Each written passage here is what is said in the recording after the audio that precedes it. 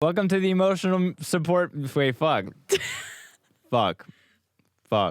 Welcome to the Emotional Support Music Podcast. I'm your host with the most emotional baggage, Sam.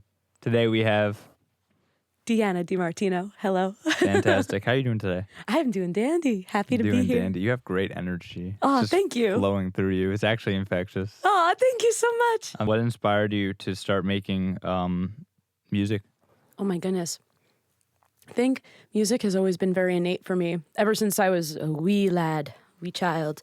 I've always been singing around the house, and I started teaching myself piano when I was super young. And since then, I would just start making up little songs like, the sun is out and the windows are open, like good. like little corny things as a child.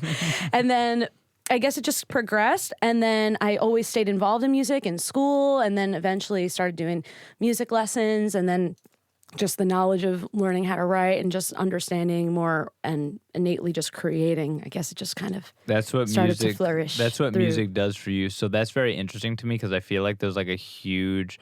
I've noticed two archetypes of musicians, ones that are strictly like cover based and ones that are like very into writing. What made you want to write more than just like replicate other art? Ooh. To be honest, I think it's something that I've always just naturally gravitated towards that more. I think growing up, I spent a lot of my time just sitting at the piano, and I was always so excited and fascinated and just looking forward to just sitting down and coming up with things.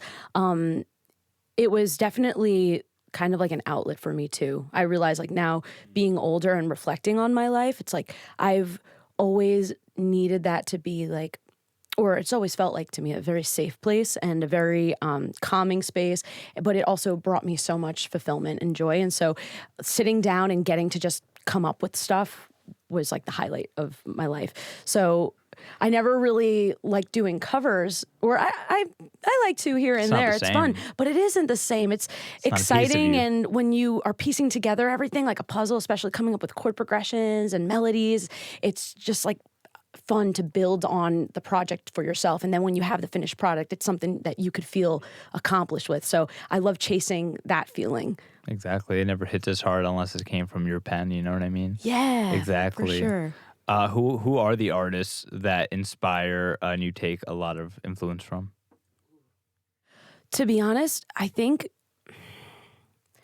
I love ballads.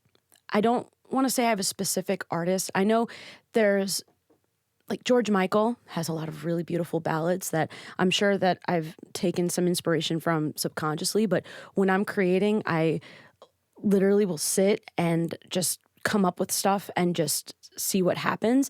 I don't really try to think of other people. I just try to organically take from what comes from the brain.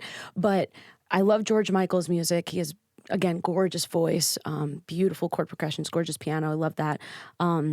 Adele, also beautiful ballads. Anything that feels very soulful and moving to me, I think that's what really hits home. So this leads me to my next question. I wanted to check with my sources, but I wanted to hear with you. Are the allegations true? Are you a theater kid? So the allegations, your sources, who are these sources? My sources are listening to your music and hearing a lot of theater influence. Interesting. I'm really not. That's hilarious. Yeah, That's a big shock to me, actually. Really? Yeah, Is it a shock to anyone else? I guess. You have this theatrical, like, strong vibe to your voice that, like, because you tell lots of stories. And the way that you sing, you're telling me you don't listen to, like, any theater stuff? Not really. Has you never been asked that? You look shocked. Somebody did ask me that, once or maybe twice here and there, but in high school I did the shows and in middle school I did them, but I never did anything beyond that. This is on the record.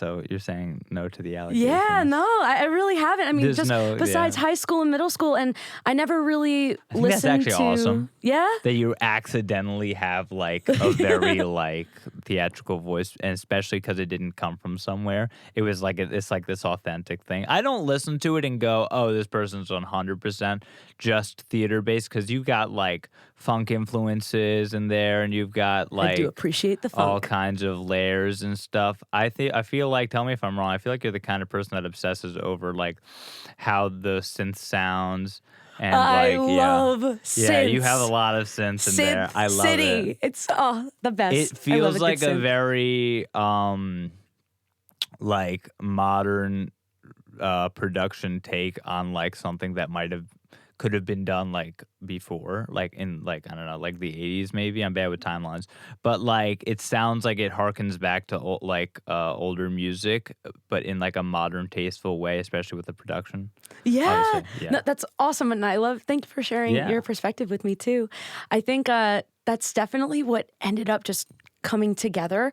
I think it's really interesting to me too because when I wrote the songs that are out on this cycle of change, everything has been from like the past like 10 years of my life. So started some in high school, then throughout some of college, and a couple that were a little bit more recent before it came out. But everything was just singing and piano. And yeah, I've never really listened to Broadway musicals. I don't really know too much about that stuff, but everything, that is pretty funny that you mention it. But yeah, so everything was just singing and piano. And so then working with Reese Ortenberg and working with Joe, everything, the way that it just kind of came together, it really fit that vibe of like the 80s and like the funk elements. And I love synths, so I'm like, we got to put those in there somehow.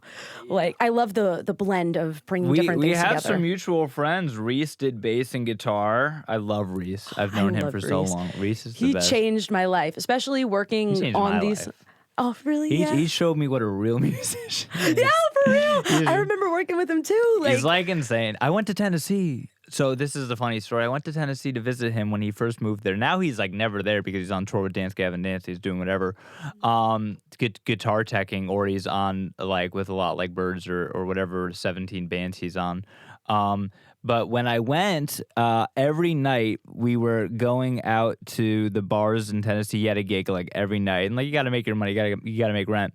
And I was up till like 2 every night, and I like to chill sometimes. I love music, but sometimes I'm like, yo, can we chill? it's nap time. I wake up.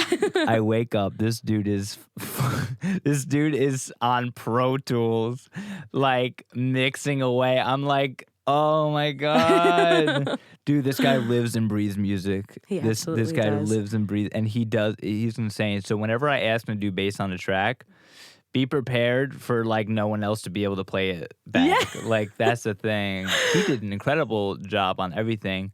I love the little like solos he does, and they're just so Reese, and like the bass parts and the little funk parts. I can tell. I just you have his musical fingerprint on that, and I'm so grateful for that. He made the songs turn into something that I would have never imagined that they could be. Again, just from going from singing and piano, and I play a little bit of guitar, but not enough to create the parts that he's made. like, and yeah, putting everything together and what does- he came up with, I'm like, wow, like it's so fascinating getting to work with somebody and hearing your music in the way that they interpret it and then working together on that. Like it's mind blowing to hear the transformation of how I've sent him like can some go. shitty pop punk songs that I was working on out of my bedroom, and he was like, "Hold my beer," and then he just sent me this like crazy, crazy, And he just whips it out. incredible- like he is so natural and He cracks just the knuckles, innately. and it's done. Yeah. How did you choose Voodoo? Because I know you must have. So how did you meet Reese? Oh my gosh. So Because I knew him I from high work- school. Oh, okay. I didn't realize you guys went to school together. Yeah, I'm what's it called? I'm past mogging you. Past I'm mogging. I'm past mogging you. I've known him longer. You are. I've known him since actually I don't remember what year I exactly met him at, but we worked at the same place for a while, and so working together, like that's how we got closer. And we tried to do a band with a couple other people, but it kind of just didn't work That's with how it timing. always happens. It happens. Man, if I had a nickel yeah. for every time, For every time, I'd have yeah. a lot of nickels, man. I'd have a lot of nickels. For every band I tried to start or every band people like put together and it didn't Facts. work out. It's crazy. But yeah, so we worked together there, and then we were just chatting, and he's like, "Oh yeah, I do music producing too," and It was He's so like humble. He's like, yeah, that's what you do? No, you do a lot more than that, buddy. Yes, but it was literally like the heavens like opened up for me because I've been wanting to work with somebody and actually make an album for my entire life. That is something I've wanted since like kindergarten. I would always put on like all my school artwork, like I want to be a singer and I want to make music. And so when he said that to me, it was almost like the stars aligned. And I was like, please work with me. You picked like the one most amazing the most person. incredible, like I'm so blessed and so He was grateful. working at Voodoo at the time, I'm guessing. So actually, no. So he wasn't then, but he knew Joe, obviously, and he knew a bunch of other musicians. And so he was like, oh, yeah, like, I know this studio because this is where we do all the stuff. And so we could go to this studio, and I know this person for mixing. I know that, like, he knew everybody. So I just trusted him. And then just went with it because I saw what he did, and he was always such an amazing person, an amazing friend, and is an amazing friend. And so there was no doubt in my mind to trust his judgment with that. And so that's how we got to go to And then you got to meet friend of the podcast, episode 1, Joe DeGregory. That's not my camera. Friend of the podcast, episode 1, Joe DeGregory. Podcast. No, you said podcast. Listen, I'm gonna just cut this part out and re-say it. I love saying I love saying friend of the podcast. I remember I did that on the first episode. I was like, friend of the podcast that we just started. It was like the first episode. Friend of the podcast. I forgot his name. Friend of the podcast, Joe DeGregory. And then Andrew Golub as well did sax. He did sax for one of our songs too. Oh, that's sick. Yes. Another insane. You got the people who just don't miss. Absolutely. You're so lucky. I am extremely grateful and lucky. It was so amazing meeting everybody, and it was cool because I've never really had music friends that were into what I was into. And so meeting Reese and then him introducing me to everybody else, it was like this whole world of musicianship was opened up to me, and it was something that I've always wanted my entire life. And so meeting everybody and seeing how talented they are and how they work and just how they approach things, how they listen to music, I've learned so much by just being around these people and being friends with them, and that's helped me grow. And I'm so grateful for that because it's like I get to share this with everybody. We get to connect through this, and music means so much to me. Making music means so much. So it's amazing now that I finally get to have people to share that with. That means so much to me. So, are you looking to continue with the same people for maybe the next record? Absolutely. That would be amazing. Please. That'd be great. When Reese ever gets back home from his 17 jobs, he'll do it from his bed. He goes on tour with his laptop and his DI box. He's like, he will get it done no matter what, and it'll still sound amazing. So you can absolutely. I completely trust him with that. And so, if we can make that work, that'd be great. But I need to. I'm writing some songs, and I have a lot of my chord progressions laid out, and my melodies done. But to be honest, I find it's so much easier for me to express through music than through lyrics. Like I can make something sound like how I feel or how I want it to feel, but actually saying it, like I feel like I'm very blunt and direct, so I can't just, I need to find like a more poetic way of going about things. I feel like there's like a balance of like a percentage of that. For me, like I'm on the other side where the lyrics are like deeply like ingrained with my soul, and then the music a lot of the times I'm musing over what someone else wrote, and I have to then take that and I'll cycle through like 5 different things that the song could be about, depending on the mood of the song, depending on like the vibe of the track. And that's why I'm in a band, because like I can write my own instrumentals, but like it's easier to offload, which is awesome. And I think that's awesome that you basically are like a part of the entire process from start to end. You write these like completely.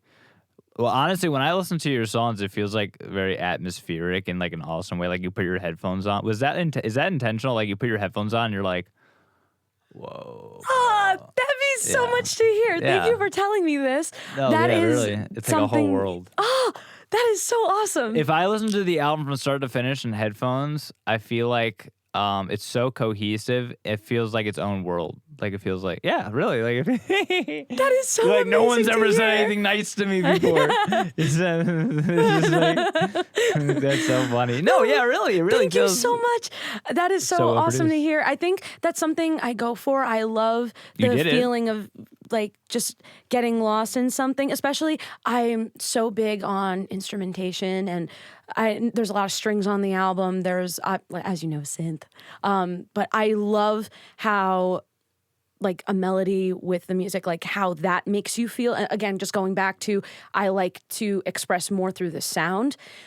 So if somebody could feel something from just what they hear alone without hearing the words, I think that's like the biggest goal I have. Like somebody to be listening along and getting to just have some connection just by experiencing it in that way first. Because everybody can interpret, what was that noise?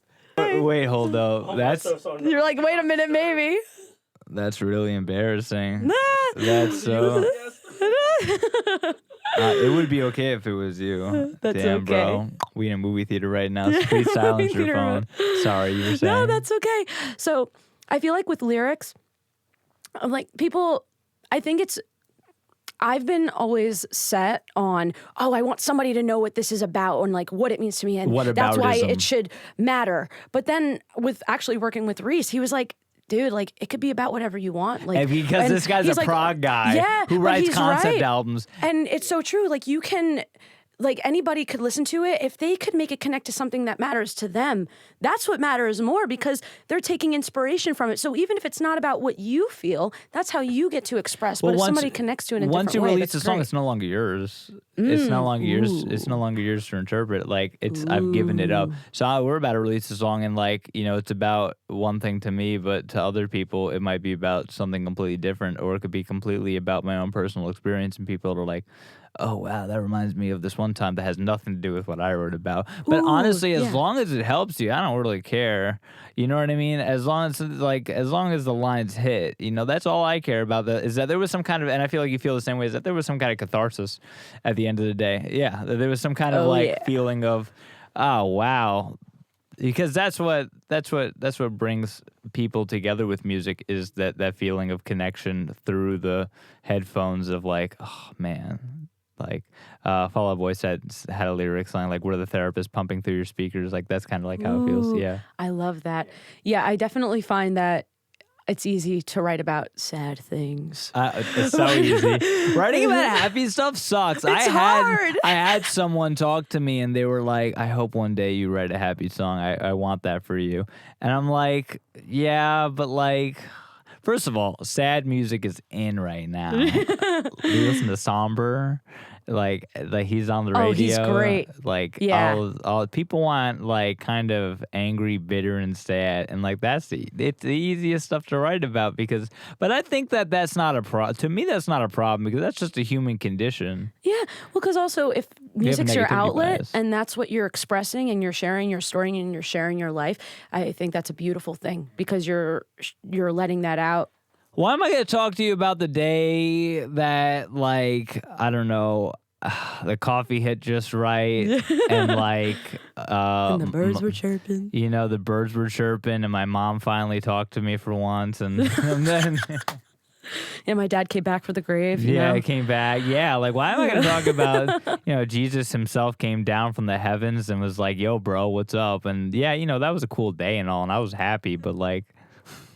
That was so stupid. No, that's great. And I mean, it's great. And for those out there who can express that, I think that's a beautiful thing. And that's their purpose. And I think that's Do amazing. you listen to Olivia Rodrigo?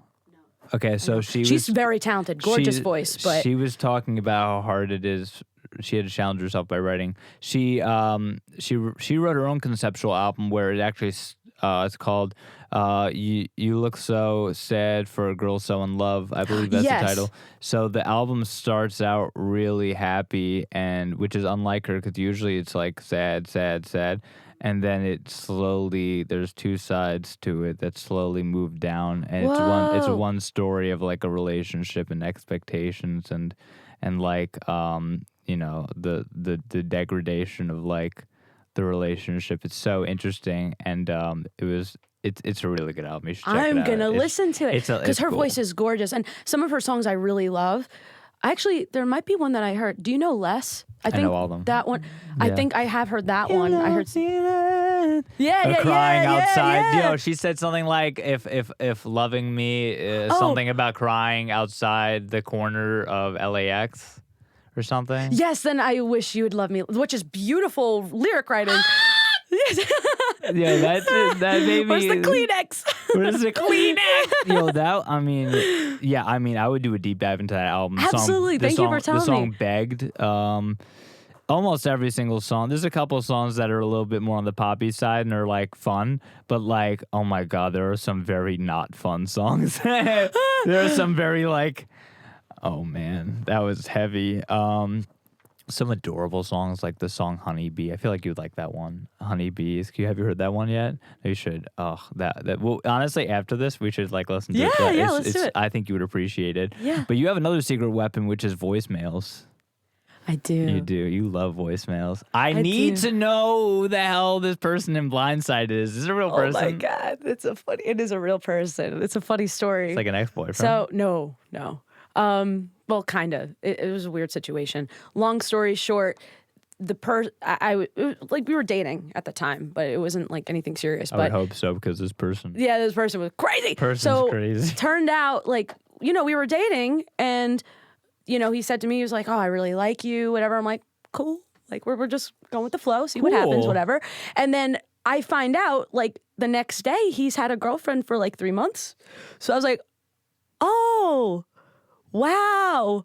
This is the worst feeling ever." Yes, drink your beverage. Insert the Kermit. Yeah, this is crazy stuff.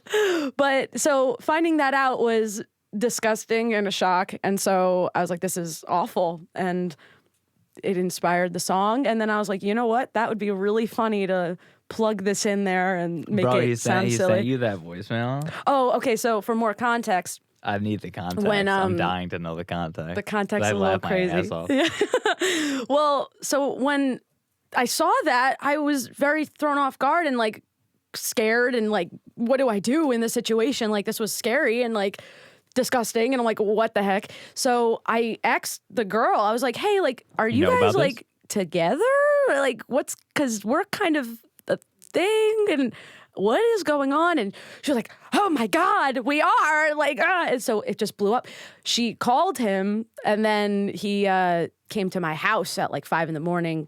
and he was like, you told her? And I was like, well, he was banging on the door, like screaming at my window, like, what do you mean you told her? And I'm like I'm what not do you in mean the you're wrong? cheating on your girlfriend? Like, You're in the wrong, I was brother. like, I didn't know. I was asking a question. It was a very messy thought I would situation. ask. So he called my phone, though, before he showed up at my house. He called it 97 times and left me 2 voicemails, which one of them was that. And he was like, you're ruining my life right now. And I was like, I'm not doing anything. I was trying to be a good person. So it was messy. It was a messy Men situation. are crazy. He's like, why would you? Ah, It was a messy you should have situation. consulted me. We could have talked about it. Like, There's nothing to talk about. It's like literally nothing to talk about. So what was that from? Like his voicemail? that was from the voicemail from when he was spamming my phone. And Then you doing made some that. funny videos with mustaches on.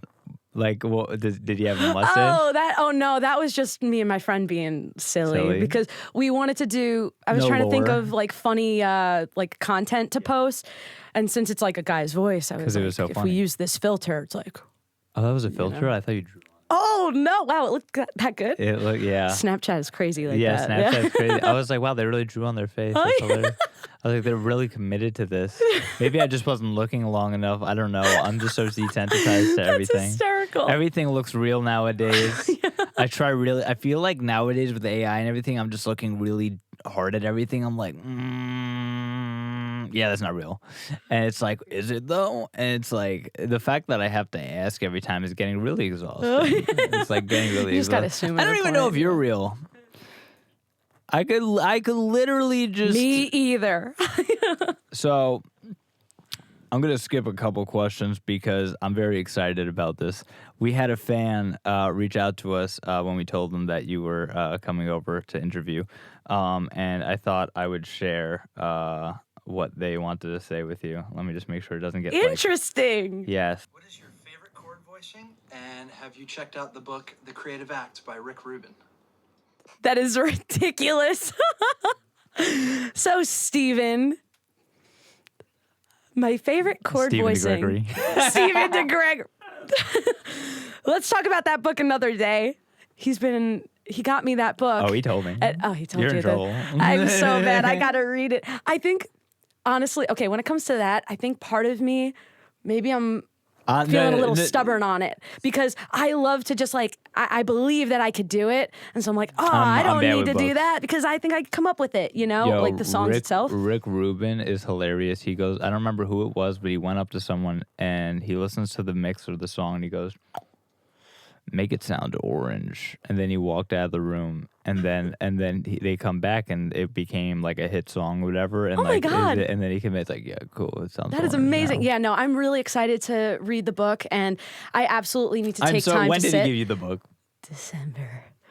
So it's been a while, but I'm not much of a reader. It I is think like that's the what's Jerry holding me back. Springer version of our the portion of our of our podcast. Jerry. But yeah, so I'm excited to read it. I think making time to sit down and read a book is something I've always It's struggled so with. hard. So it's not that I've got like, ADHD. Yeah, I feel it's so you. Hard.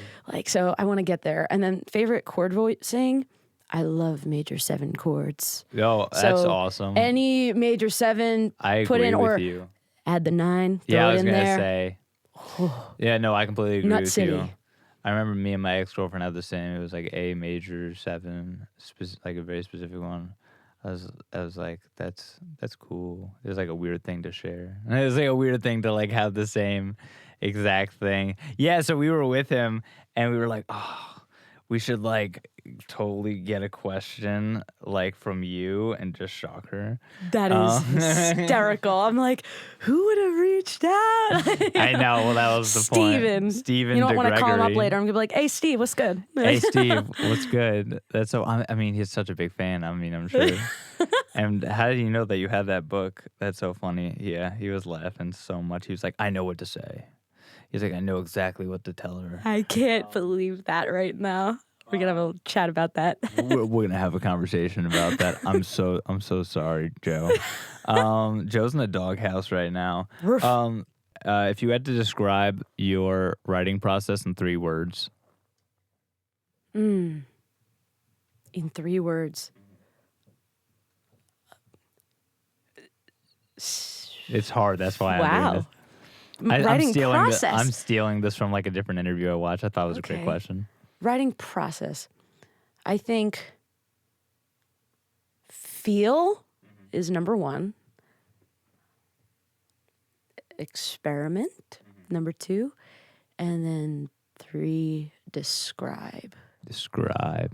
I think maybe that's usually the order. You totally for don't me. have to elaborate. This is just like, I just need the 3. But if you want to Okay. elaborate, Yeah, no, that's a really hard to- interesting question. I'm gonna have to recycle that one. Yeah, no, that's interesting. I guess, yeah, maybe that's the process. I try not to ask boring things. And that was a great Where'd question. you get your start? I just need my brain to catch up with it. That's I know. all. Well, it's such a like, because everyone like when people get a question like that, they're like, oh my god. But I'm glad you take. Like people like I've had some people they just throw stuff out like that they which is perfectly fine. But like this is the kind of question where you're like, oh, What's the it really stops process? you in your tracks. Yeah, what's yours? Damn it. Damn it! Damn it. Shouldn't have asked. Yeah, feeling.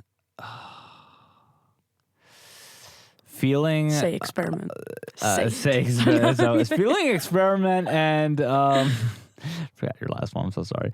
I'm such a bad host. Honestly, yeah, no feeling. I mean, in terms of like the lyricism, like, but also feeling like not even just like emotionally, but just like touch, taste, smell, like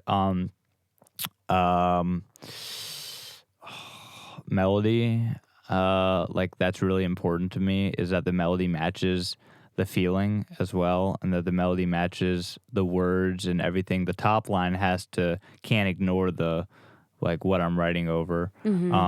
So it's got to connect in that way, and the last one's going to be really tough. Cohesiveness, cohesive. Like it needs to be. I don't want to start the song off really. Well, that's such a lie, because I have a song called A Collection of Thoughts I've Been Having, which is literally just a collection of thoughts. So it's kind of cohesive in the sense that it's all really sad. So there you go. But it's cohesive because it's a collection of thoughts that you were having maybe in a specific moment in time. It was actually. Okay, true, so yeah. I think it's cohesive. Yeah, I would say feeling, cohesive, and melody. Melody's so goddamn important to, especially when you're putting lyrics to a piece of work that either you did write or didn't write. Regardless, it doesn't matter. It's just, it has to hit. Like for me, the most beautiful thing is when the lyric and the melody and the instrumental reach this kind of climax. Whitney Houston was amazing at that. Absolutely. Like when all three elements are like the Avatar are put together and they hit at the right moment. There's so many amazing artists that aren't Taylor Swift that do that. I don't think she's very good at it. When the cut when no, it's just like views tank. No, like I've never really heard anyone else say it, but like when the lyric, the melody, and the instrumental all hit at the right time, the right word, that's what gives people chills, and that's what to me like really hits hard the most. Ooh, that is a beautiful perspective. Thank you. I love that. I don't think I've ever said it before. That is great. But I've always thought it. Wow, I love that. I'm gonna think of that and be Think about mindful of that. that. Yeah, that's really beautiful. I think, like for me, when I'm creating, like I usually always do the piano first, because when I can make the chords kind of sound like whatever I'm feeling, or like as I'm just experimenting and going from there, like it's easy for me to just create a melody based off of what my chords are. And then from there, it's like, oh, what does this feel like to me? Oh, I can make it maybe about this. Like this Sad, feels like that. Next chord progression. Yes, Sad, absolutely. me. Yes. Sad. What do I want to cry about today? How do I want to Let me depress the offload listeners? some stuff from my therapist. I was reading some of my lyrics to my therapist for that one song, a collection of thoughts I've been having. He's like, why don't we go through them? I'm like, You're like, I just want you to say they're cool, man. I just want you to say great job. Don't be concerned. Bro's got like that little red button under the table. Like, the alarm starts. he actually does. And oh, jeez. he does, like, just in case. Oh, yeah, that's great. Yeah, that's great. Security. What was that one line about how you want to disappear? You want to leave this corporeal realm? It's so. But going through your album, what I think is really interesting and really impressive is that you had a full album. Some people start with like just a single or like an EP, and they're like, it took us 7 years to like try to find our sound. And for you, it felt like you kind of like already had a strong, and I think that comes from like maybe the writing for years and years. But like you nailed it. Like you have this very distinct sound where I could be like, oh yeah, that's a Deanna song, which is awesome. And like, how were you able to accomplish that? Thank you, first of all. I would say, I think working with Reese, especially, I told him what I was going for. I was like, I love strings, I love synths, I love, obviously the way that I wrote the songs, it was like the piano alone, and I guess just with the tempo and my time signatures, and with my melodies too, they all kind of have that tone to them, like that. I guess, like you said, I know musical theory, but more of like that 80s type of style. And so with Reese, it's like working together. It's like, okay, what does this song need? What could this song have that fits it and matches it? And it just so happened that all of them really just blended together really well. I think it's interesting too, because I know Smile, or actually no, People Like Me was one that I wrote in like high school. So that's been That's so funny. a really older one for me. And then Smile was my second oldest one. And so with those two, like they have different sounds to them, different instrumentation, but I feel like they still work together as an album. And so I think just working like throughout the years and just creating that way and then doing it with Reese, we just were able to Reese is make so it good work. at being like, this is what it needs to be. Yeah, he hears it really well. And it's almost, sure. his hit ratio is like 100%. There's never a time where you're like, I'm sending this to Reese because this is all going to Yes, be like please about, do. this is going to be nothing but like Reese is the best person ever. Like his hit ratio is like 100%. There's like, you're never gonna be like, oh, that was a bad idea, or I have a better idea. God forbid, not possible. Not possible. Not I remember possible. working with him, and the first demo we made was for the song All Along. And that song really hits deep for me, and sharing music with somebody else was already a vulnerable thing because I had never showed anybody the songs that I wrote. And so that's like showing a part of my life that is very vulnerable and is depressing. And I'm like, oh, I don't want people to see that. But sharing that with him and then hearing what he made, I was like, oh my God, like this is beautiful. I was crying the whole way home. I was listening to it on loop. I'm like, this is my life because now has it's like a changed. piece Like, of thank you. you, Reese. Like it was so moving and That touching. specific piece, I'm used to being in an emo band. So just like having, hey guys, I'm sad. But like I front loaded that. It's like you already know the second I get on stage and you see the other bands on the bill, you're like, yeah, okay, so this guy's gonna say some stuff that he's sad about.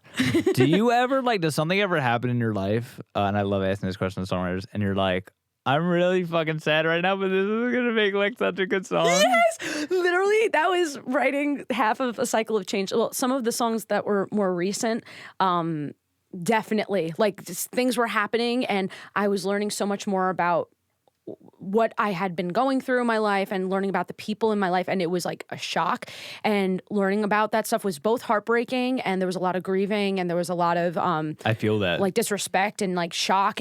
But then I was like, you know what though? This will hit. This will be good. And I was like, if anybody could hear this and maybe connect to it too, then at least sharing it had a purpose. I kind of feel like the disrespect part is a lot in like the beginning, and then like the loss and the grieving starts coming down towards you know, and then you had a voicemail from, I believe that was your grandpa, and Behind the Veil. I remember when it ended, I was like, oh, that was the whole song. Oh yeah. So that actually, if you want some backstory, Behind the No. Veil is actually, huh? No, Okay. See you later. We come here. We want you to talk about the surface level of your music. Surface. Please, nothing it deeper starts with than the the letter name. B. No, please tell me. God forbid someone's vulnerable for a moment. So Behind the Veil is actually from my dad, and he passed away a few years ago. And when he passed, it changed a lot of my family dynamic. And so a lot of the songs on the album are actually about the relationships now I have with my family members and how it's changed, and learning the truth about what I've been dealing with like my whole life. And the song that is after it, Remember Me, I wrote that for him when he was alive. He was an alcoholic, and I wrote it to him kind of like asking him to stop drinking and to remember the good things in his life. So, because I saw he was starting to decline. So I was trying to reach to him somehow. So writing that when he was alive, and then the voicemail, he always would send me voicemails, and he would always be thinking of me and showing up and showing that he loves me in different ways. And so that voicemail leading into that was kind of like him, you know, saying like, hey, I love you, like even though I'm gone. And then Remember Me is like going into that. I'm sorry. Oh, thanks. I could feel It's that okay. through the music. The end, yeah. The I feel like when I hear like the beginning of the album, I'm seeing a lot of like, you know, fuck you, and then towards the Absolutely. end, and then towards the end, it's very much like.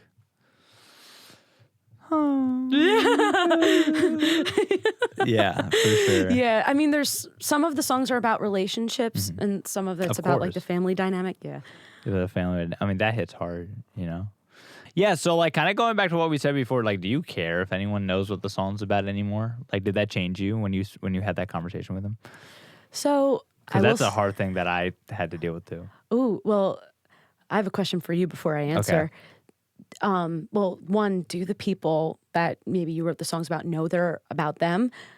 It's it's tough because you tell some people that you should trust. And I wrote a song. I'm not gonna say which one it was.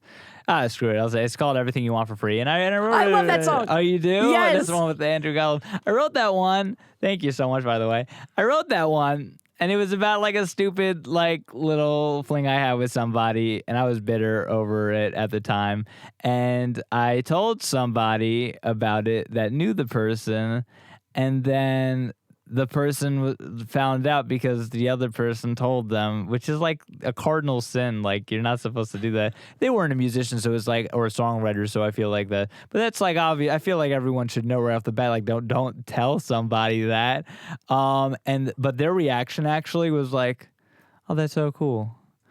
I don't want you to think it's cool. I hate you. But, I mean, it's like, I hate you. You I wrote ruined this my out of life. spite. I took all the spite from my gut and I threw it into this song. Now I don't feel that way anymore. I mean, I wrote it like over a Right, year yeah. ago. But I mean, at the time I was like, damn it, I don't want you to be grateful or like now you think it's cool. You got a song written about you. Also, it's like John Mayer said it so perfectly. It wasn't recently that he said it, but it was something that he said where it was like one of the rules is to never say what the song is about, who the song is about. That's the mystery. But he had to dispel a rumor that a certain song was about Taylor Swift because he feels like the song Paper Doll. It didn't get enough credit because people were too focused on the fact that they thought it was about Taylor Swift. And he said, I'm going to break my rule right now, but it wasn't about her. And it's a better song on its own when you don't think about it as a Taylor Swift, thing. And it had nothing to do with her. And I feel that it's like now the narrative gets, the narrative gets twisted. So, I mean, for me, it's whatever, I try not to tell the people who I write it about. I mean, because sometimes most of the time they're not like in my life anymore. So that's Right. why I wrote the song. Yes, I kind of relate to that too. If the shoe fits, right? Yeah, absolutely. If the shoe fits. But also, I feel like, to be honest, a lot of the songs, like the people who I wrote them about, they don't know it's about them.